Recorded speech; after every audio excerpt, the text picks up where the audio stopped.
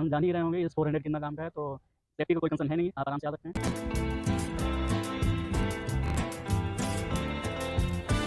जैसा कि आपको पता है आज 9 मई है और रशिया में 9 मई एक बहुत ही खास दिन होता है। इस दिन सेलिब्रेट किया जाता है विक्ट्री डे, दिन पोबेद रशियन में। आप देख रहे होंगे कि एक तरफ 1941 लिखा है और दूसरी तरफ 1945 लिखा हुआ है, जबकि आपको पता है सेकेंड वर्ल्ड वॉर 1939 से 1945 में हुआ था।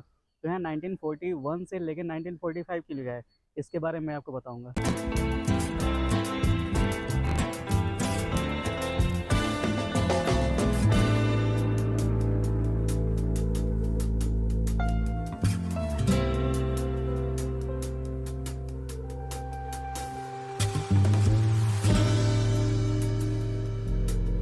आप लोग सोच रहे होंगे मैं पानी में क्यों आ गया हूँ। तो क्या है कि आज सोचे कि विक्ट्री डे है, आज थोड़ा बोटिंग भी कर लेते हैं। और हाँ, तो मैं क्या बता रहा था कि 1939 क्यों नहीं लिखा है, 1941 क्यों लिखा है।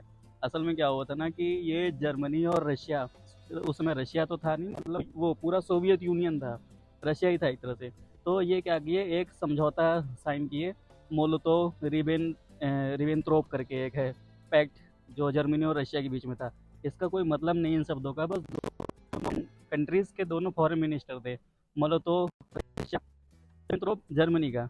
इन्होंने कहा है कि हम साथ में वर्ल्ड वार करेंगे, एक दूसरे के खिलाफ मतलब नहीं लड़ेंगे, साथ में क्या। और पहले पोलैंड पे ये लोग करने वाले थे आक्रमण, उसके बाद फिर फिनलैंड। तो क्या हुआ कि पोलैंड में जर्मनी वेस्ट से घुस गया, और 19 दिन बाद, 10 दिन बाद रशिया भी जो है वेस्ट ईस्ट साइड से घुस गया। फिर क्या हुआ, वहीं से वर्ल्ड वार स्टार्ट होती है।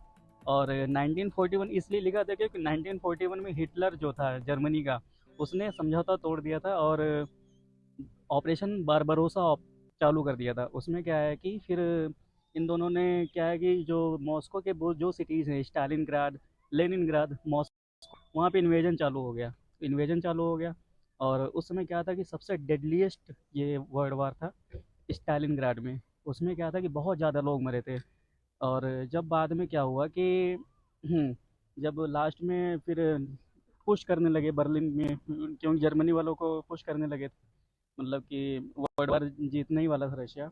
और उसमें क्या था ना कि अंत में वर्ल्ड वार ये जीत तो गए थे 1945 में 8 मई को।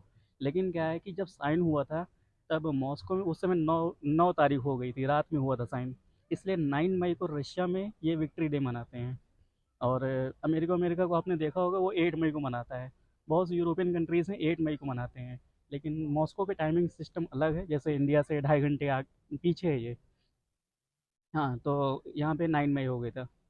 तो अभी आप लोग देख रहे होंगे कि आप लोग मेरे बारे में जानना चाह रहे हो। मैं आशीष सिंह हूँ, 5th year MBA student, studying in Crimea federal university. और ये जहाँ पे मैं हूँ, ये यूरी गागरिन पार्क है।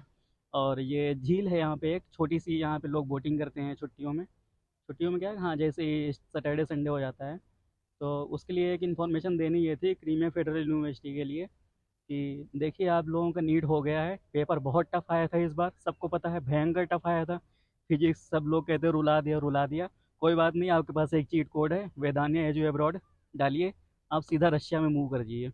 उसमें क्या है कि आपको बस नीट क्वालिफाई होना है, रिजल्ट आ जाए आपका नीट क्वालिफाई है, आप तुरंत यहाँ पे आ जाइए। ये मत सोचिए कि फालतू में मायूस मत होइए, करे मेरा नहीं हुआ मेरा नहीं हुआ। भाई इतने ज़्यादा पॉपुलेशन है, 25 लाख के आसपास पेपर दिए हैं, इतनी सीट भी नहीं है। तुम अगर अपने आप को फालतू में रिग्रेट मत फील करो।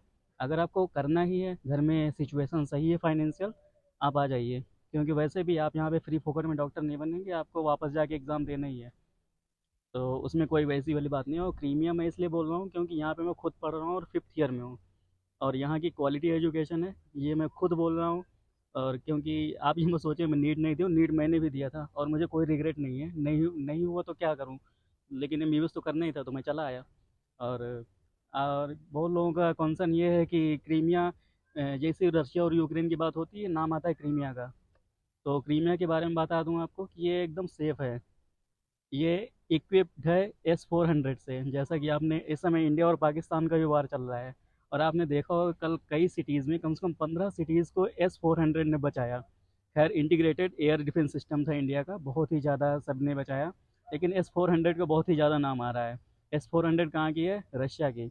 और डिप्लॉयड कहाँ पे है, क्रीमिया में, चारों तरफ से एकदम। तो यूक्रेन को कोई भी आता है, मतलब आज तक एक भी मिसाइल हिट नहीं किया, ना ही ड्रोन, कुछ भी नहीं हिट किया। तो आप जान जान ही रहे होंगे इस 400 कितना काम का है, तो सेफ्टी का कोई कंसर्न है नहीं है, आप आराम से आ सकते हैं। बहुत से कॉन्ट्रैक्टर बोलते हैं कि हमने वहाँ कॉन्ट्रैक्ट नहीं लिया है, वहाँ वॉर जोन है। वॉर जोन कुछ नहीं है। मैं 5th ईयर में हूँ और वॉर स्टार्ट हुई थी इनकी 2022 के आसपास में। कोई दिक्कत नहीं, मैं तो पूरा ऑफलाइन क्लास कर रहा हूँ। अगले साल मैं ग्रेजुएट भी हो जाऊँगा, वापस इंडिया आ जाऊँगा। तो ठीक है, आज के लिए इतना ही। हम अपना वीडियो ख़त्म करते हैं, शायद लंबा हो गया है। और मैं लिंक पोस्ट कर दूंगा वेदानिया एजू अब्रॉड की, उसका फेसबुक और व्हाट्सअप लिंक सब कुछ। अगर आपको कोई भी इन्फॉर्मेशन चाहिए MBBS अब्रॉड के लिए या फिर ऐसे भी कुछ महत्वपूर्ण जानकारी के लिए, रोचक जानकारियों के लिए, तो आप सब्सक्राइब कर लीजिए, शेयर कीजिए अपने दोस्तों को जिनको भी ये सब जानना चाहिए कि रशिया में क्यों ये सब 9 मई को इतना ज़्यादा मनाते हैं। 9 मई को क्या है ना, आपने मॉस्को में देखा होगा, अक्सर एक वीडियो देखते होंगे मातुश्का। तो उसमें क्या है ना कि वो गाना है इनका, मदर मदर अर्थ का। इस दिन क्या होता है कि जो भी इतने मिलिट्री वाले हैं, जो भी आर्मी पर्सनल हैं, जो उस समय लड़े थे, पुराने वालों को सम्मान दिया जाता है और नए वाले बच्चों को ये दिखाया जाता है कि ये जो आज आज़ादी मिली है फ्री पॉकेट में नहीं मिली है, इसके लिए लोगों ने कितना खून बहाया है। तो मॉस्को में आज बहुत ही भयंकर वाली परेड होती है, आप यूट्यूब में देख ही सकते हैं। वहाँ पे क्रेमलिन में सीधा, जैसे अपने यहाँ रिपब्लिक डे में होती है। तो चलिए ठीक है, आज के लिए बाय बाय, मैं बोटिंग स्टार्ट करता हूँ। Trump победы! Trump победы! Fine!